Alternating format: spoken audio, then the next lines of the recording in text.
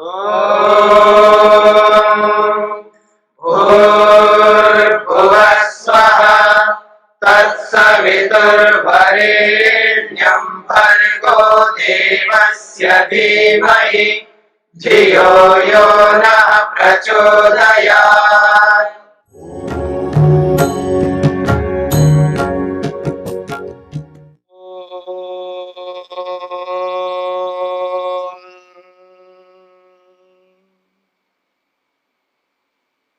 योग दर्शन के तृतीय पाद यानी विभूति पाद के 18वें सूत्र को लेकर के हम विचार कर रहे हैं।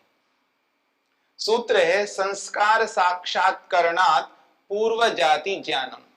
योगी संस्कारों में संयम करके उनका साक्षात्कार कर लेता है तो उसे पूर्व जन्म के विषय में बोध होता है, दर्शन कर लेता है कि मैं पूर्व जन्म में क्या था। बात चल रही है जब संस्कारों का साक्षात्कार करता है तो पूर्व जन्म के बारे में उसको बोध होता है, पता लगता है। केवल पूर्व जन्म के बारे में इतना ही पता नहीं लगता, उसके साथ साथ में और भी पता लगता है। इस बात की चर्चा हो रही है। वो कहते हैं न च देश काल निमित्त अनुभवैर्विना तेषामस्ति साक्षात्करणम।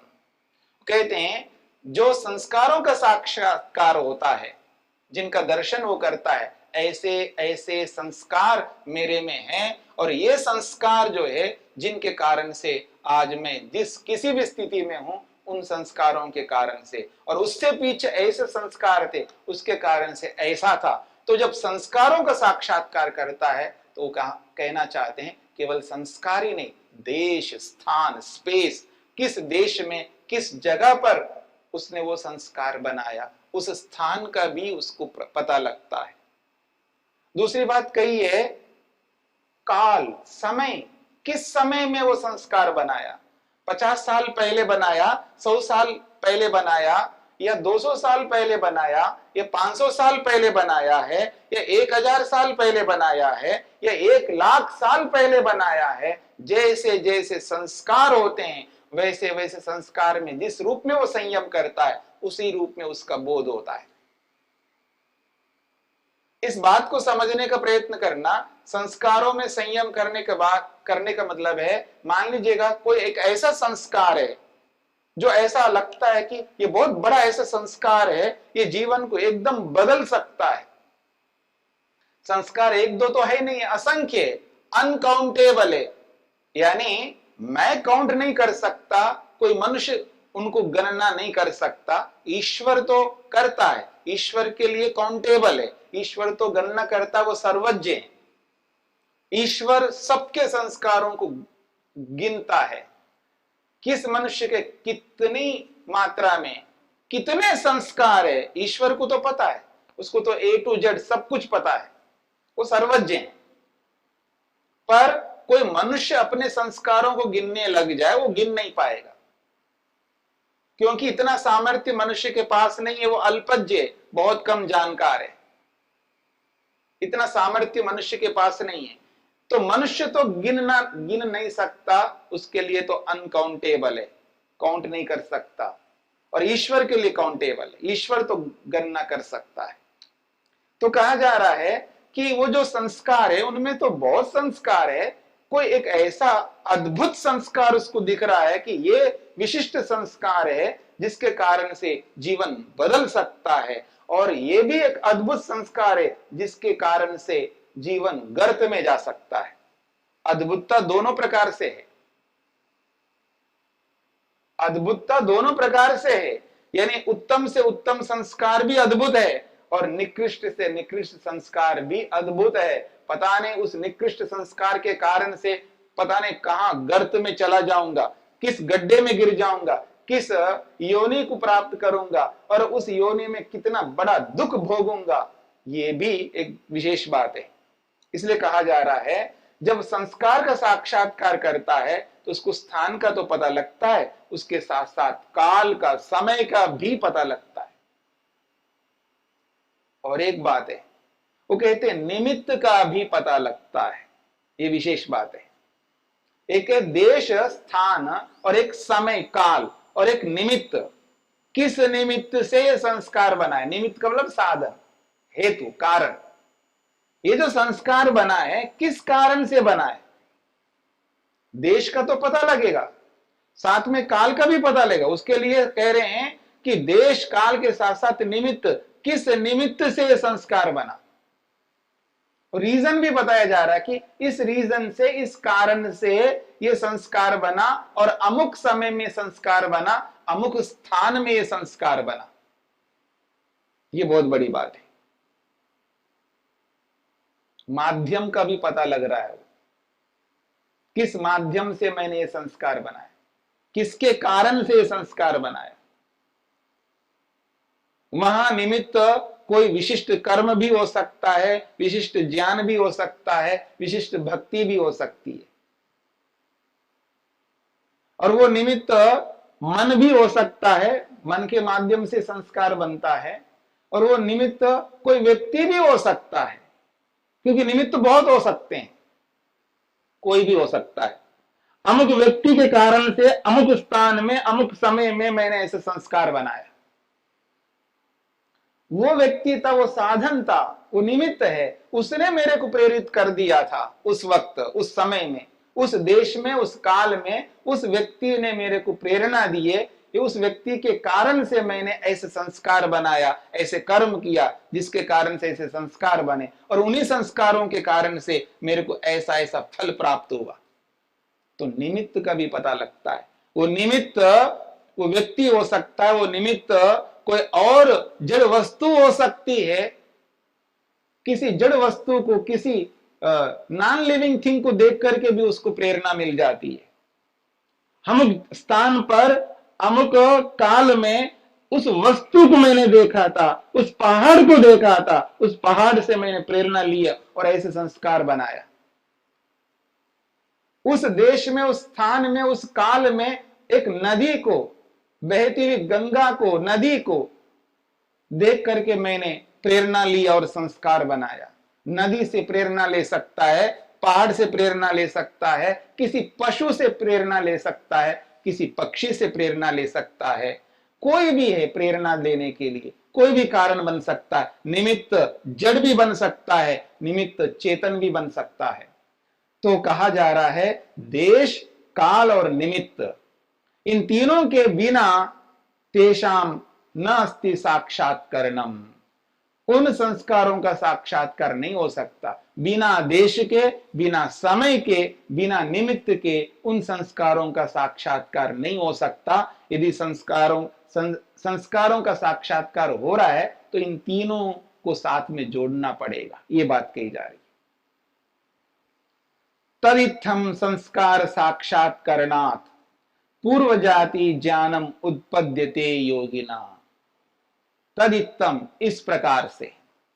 किस प्रकार से? संस्कारों में संयम कर लेने से, संस्कारों का साक्षात्कार हो जाने से योगिना, योगी को पूर्व जाति ज्ञानम उत्पद्यते, पूर्व जाति का ज्ञान होता है। मैं किस जाति का था पहले, मनुष्य जाति का था या पशु जाति का था या पक्षी जाति का था, या मैं जलचर था या क्या था, किस जाति में मेरा जन्म हुआ, जाति का भी पता लगेगा। और जाति में किस व्यक्ति के रूप में मैंने जन्म लिया, उस व्यक्ति के रूप में। जाति का मतलब जैसे मनुष्य जाति, मैं पिछले जन्म में मनुष्य जाति में ही था। और मनुष्य जाति में क्या था, पुरुष था, स्त्री था या नपुंसक था, क्या था। जाति के साथ साथ व्यक्ति का भी पता लगेगा। और वो जाति और वो व्यक्ति केवल इतना ही पता नहीं लगेगा, उस जाति व्यक्ति किस स्थान पे था, उस स्थान का भी पता लगता, और किस काल में था, उस काल का भी पता लगता है, और किस निमित्त से ऐसा था, वो निमित्त भी, वो साधन, वो रीजन भी उसको पता लगता है। तो बहुत सारी बातें बताई जा रही है। सुनकर के ऐसा लगता है कि क्या ये संभव है। कोई सोचे ये तो ऐसे कहने की बात है, कहने की बात है, ऐसी कैसी हो सकती है। कहने वाला कौन है, आप है या मैं हूं? कौन कहने वाला है? कोई शराब पी करके कोई नहीं कह रहा है ना। अनऑथेंटिक व्यक्ति कह तो रहा, ऐसा तो है नहीं, कोई ऑथेंटिक व्यक्ति नहीं है ये, कोई प्रामाणिक व्यक्ति नहीं है, ऐसा तो है ही नहीं। कहने वाला कौन कह रहा है? कहने वाला कौन है? महर्षि पतंजलि कह रहे हैं, और इसकी व्याख्या करने वाले महर्षि वेदव्यास कह रहे हैं। मान लीजिए एक बहुत बड़ा साइंटिस्ट कोई बात कहता है तो ऐसे आंख मीच करके नहीं कहता ना।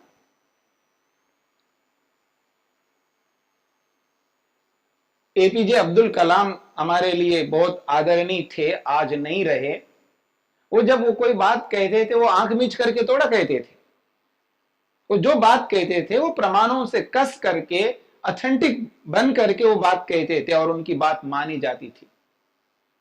इसलिए वो इतना बड़े साइंटिस्ट बने और इस देश का इतना उपकार किया उन्होंने, और उनके उपकारों को हम चुका नहीं सकते, इतने बड़े बड़े उपकार किए उन्होंने। तो जो बहुत बड़े लोग होते हैं वो ऐसी कोई बात नहीं करते हैं।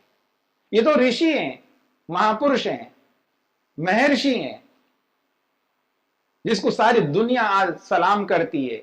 पतंजलि का मतलब बहुत बड़े ऋषि है, और ऐसे ऋषि कोई बात कह रहे हैं तो उस पर हम कैसे प्रश्न चिन्ह लगा सकते हैं? और इसकी व्याख्या करने वाले कोई छोटे मोटे व्यक्ति नहीं है, वो महर्षि वेद व्यास हैं।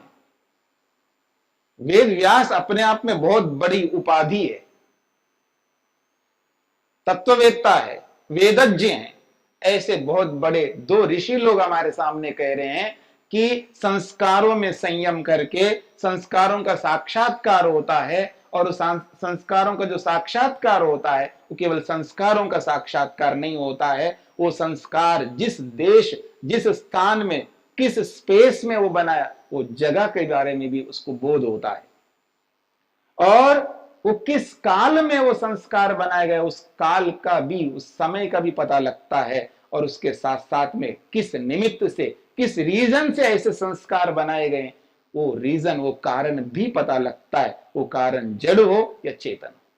तो इस प्रकार से ये बात कही जा रही है। इस प्रकार से संस्कारों में संयम करके उनका साक्षात्कार कर लेने से योगी को पूर्व जाति का ज्ञान हो जाता है, उसका बोध होता है, उसका साक्षात्कार हो जाता है।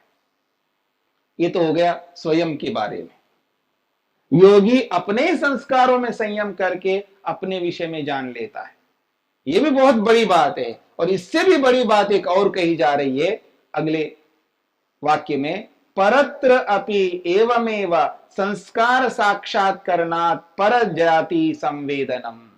एक बहुत बड़ी बात कही जा रही, परत्र अपि, परत्र दूसरे व्यक्ति के विषय में, स्वयं के विषय में अभी तक बात की गई है, अब कही जा रही है परत्र का अर्थ है दूसरे व्यक्ति के विषय में, एवमेव इसी प्रक्रिया से संस्कार साक्षात्कारणात् संस्कारों का साक्षात्कार कर लेने से, पर जाति ज्ञानम दूसरे के जाति के बारे में भी उसको बोध होता है। ये जो व्यक्ति दिख रहा है आज ये मनुष्य है, पिछले जन्म में ये किस जाति में था, मनुष्य जाति में था या पशु जाति में था या पक्षी जाति में था, किस जाति में था, और जिस जाति में था वो कौन व्यक्ति था, पुरुष था, स्त्री थी या नपुंसक था, वो क्या था, और इतना ही नहीं है वो किस देश में था, किस काल में था, और किस निमित्त किस साधन के कारण से था, ये सारी बातें उसको एवमेव, जैसे अपने विषय में उसको बोध होता है ऐसे दूसरों के विषय में भी उसको बोध होता है, दूसरे के विषय में भी उसको जानकारी होती है। कितनी बड़ी बात कही है। कहा जा रहा है परत्र अपि एवमेव, दूसरे के व्यक्ति के विषय में भी ऐसा ही होता है। कैसे होता है? संस्कार साक्षात्कारणात्, उसके संस्कारों में भी वो संयम करता है। अब देखिए उसके संस्कारों में कैसे संयम करेगा, आगे जाकर के सिद्धि आएगी, उससे आपको इसके साथ लिंक करके देख सकते हैं। अगली सिद्धि को इस सिद्धि के साथ जब जोड़ करके आप देखेंगे तब ये बात स्पष्ट हो जाएगी।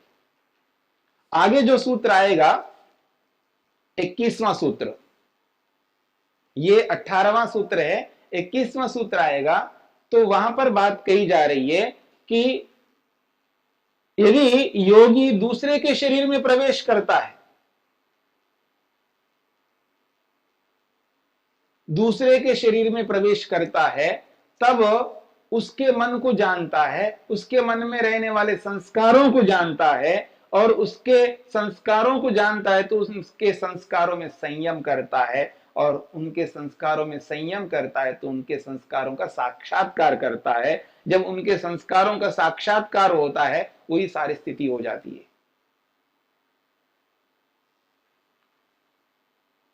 तो यहां बात कही जा रही है कि संस्कारों का साक्षात्कार, अपने संस्कारों में साक्षात्कार करना तो समझ में आ रहा है, लेकिन दूसरे व्यक्ति के संस्कारों में कैसे साक्षात्कार करेगा, उसके संस्कारों में संयम कैसे करेगा, ये विचारणीय है। तो ये विचार ऐसा आप कर सकते हैं, दूसरे के संस्कार में तब संयम कर सकता है, इस योगी को दूसरे के शरीर में प्रवेश करना होगा, दूसरे के शरीर में प्रवेश करना होगा, तब जाकर के उसके मन को जानेगा, उसके मन में रहने वाले संस्कारों को जानेगा, उन संस्कारों में संयम करेगा, तब उसका भी बोध करेगा। तो यह सिद्धि है। तो इसलिए कहना चाहते हैं परत्र अपि एवमेव, दूसरे के व्यक्ति के बारे में भी ऐसा ही होता है जैसे स्वयं के बारे में होता है।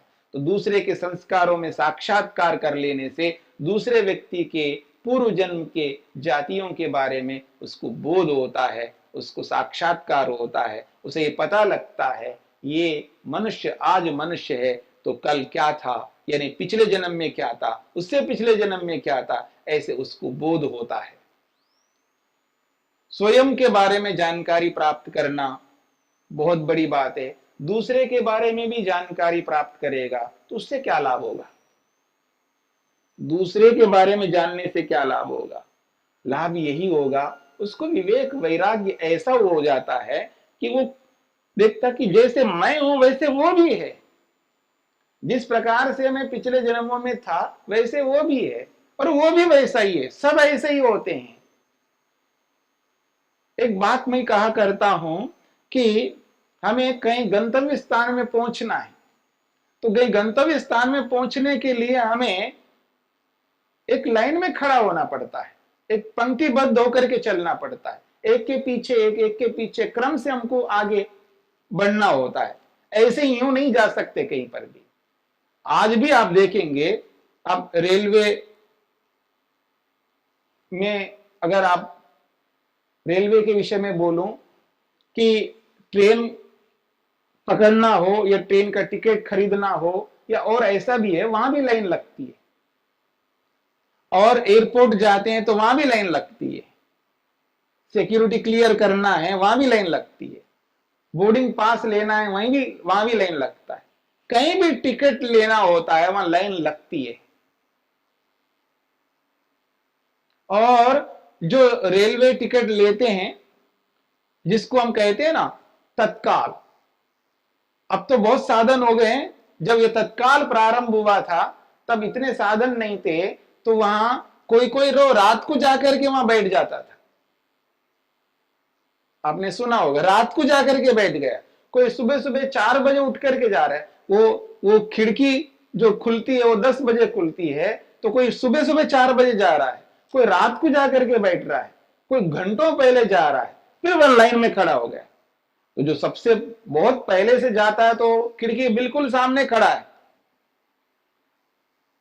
अब थोड़ा देर से जाएगा तो उसके पीछे खड़ा होगा, और देरी करते जाए उसके पीछे उसके पीछे उसके पीछे, लंबी लाइन है, 100 लोग लाइन में खड़े, 100 लोग लाइन में खड़े।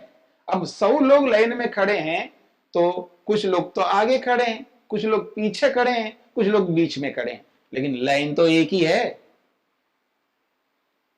और ये भरोसा है कि 100 लोगों को तो टिकट मिलेगा मिलेगा, तभी तो लाइन में खड़ा रहेगा। जो 99 संख्या में खड़ा है, जो 100वीं संख्या में खड़ा है, उसको भी पता है कि मेरे को भी टिकट मिलेगा, थोड़ा देर से मिलेगी टिकट लेकिन मिलेगी। तो लाइन में खड़े हैं, लाइन एक ही है, एक लाइन में सब खड़े हैं, कोई आगे है, कोई बीच में है, कोई पीछे है।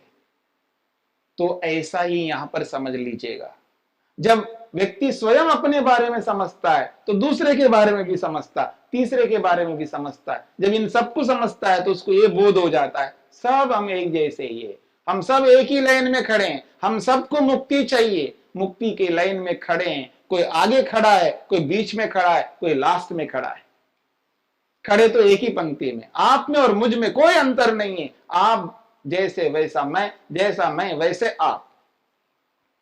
ये हो सकता है आप में से कोई बहुत आगे खड़े हो सकता कोई बीच में खड़ा हो सकता कोई लास्ट में खड़ा हो, पर खड़े तो एक ही लाइन में है।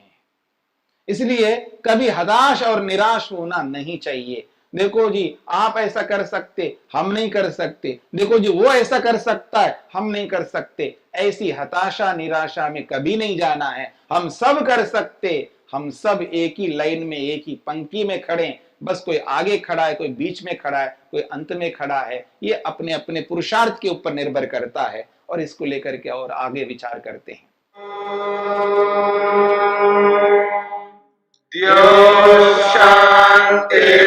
शान्तिरन्तरिक्षं शान्ति पृथिवी शान्तिरापः शान्तिरोषधयः शान्तिः वनस्पतयः शान्तिर्विश्वे देवाः शान्तिर्ब्रह्म शान्ति सर्वं शान्ति शान्तिरेव शान्ति क्षमा शान्तिरेधि ॐ शान्ति शान्ति शान्तिः।